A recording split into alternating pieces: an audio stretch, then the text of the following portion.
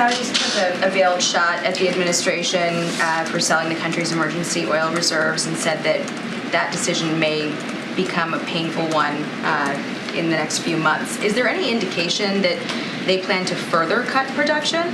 I'd have to refer you to them, Jackie. I don't have insight into what their future decisions will or won't be.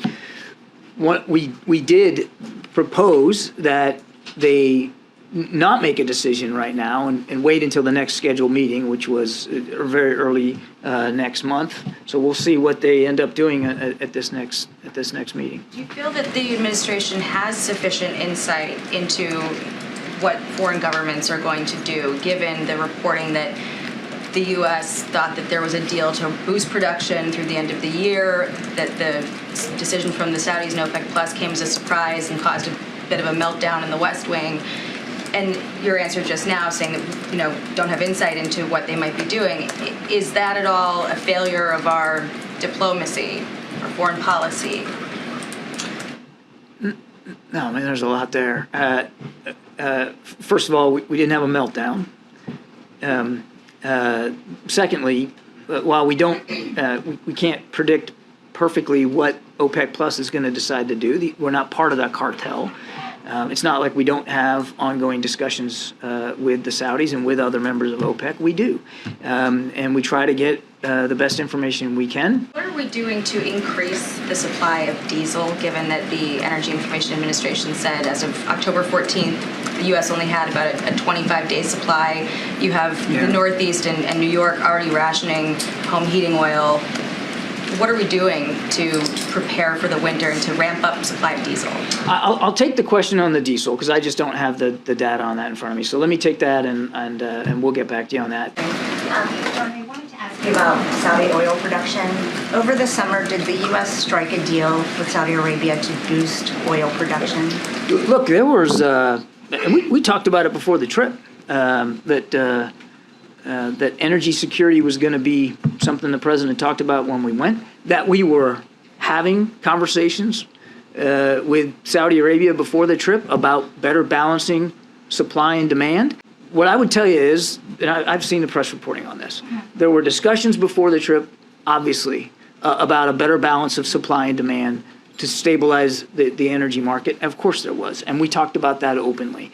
But this recent decision by OPEC Plus to now cut these 2 million barrels certainly is not, and Karine said this a gazillion times, it's not in keeping with what we believe was the actual mathematical analysis of what needed to be done.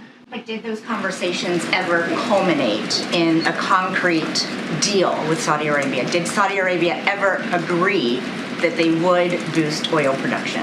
Again, I'm going to go back to what I said before. There were conversations before the trip, as you might imagine there would be, about an architecture that could better balance supply and demand to include what ended up as an increase in production at the end of the trip. I think I'm just going to leave it there. The Saudi energy minister said yesterday that when it comes to this conversation, his country is taking the mature route. He said that at the conference known as Davos on the Desert, on the global stage, with one of the world's leading financiers. You saw it. So what do you make of the implication, then, that the U.S. is acting immature? I obviously refute that, of course. This isn't this isn't, it's not like some high school romance here. We're talking about a significant, important bilateral relationship, a partnership that has survived over 80 years, an important partnership, a strategic partnership. We said that even before the trip. And I don't think talking about it in terms like that necessarily lends the gravity of how important this relationship is to the way that we're considering it. The decision was regretful. It was, as the president said, a mistake to make that cut. It was certainly not in keeping with our analysis of what needed to be. Now, look, we have not seen the decision itself result in an increase in oil prices. In fact, oil prices continue to come down. They're down like 30% right now from June. And, of course, prices at the pump here in the United States are down about $1.20. since about that same time frame. So we haven't seen a radical effect here on prices, but that doesn't mean that we're all of a sudden happy about the decision at a time, as I mentioned before, when supply on the market is the predominant challenge. We felt that this was short-sighted, and again, we're gonna obviously take a look at the relationship going forward, and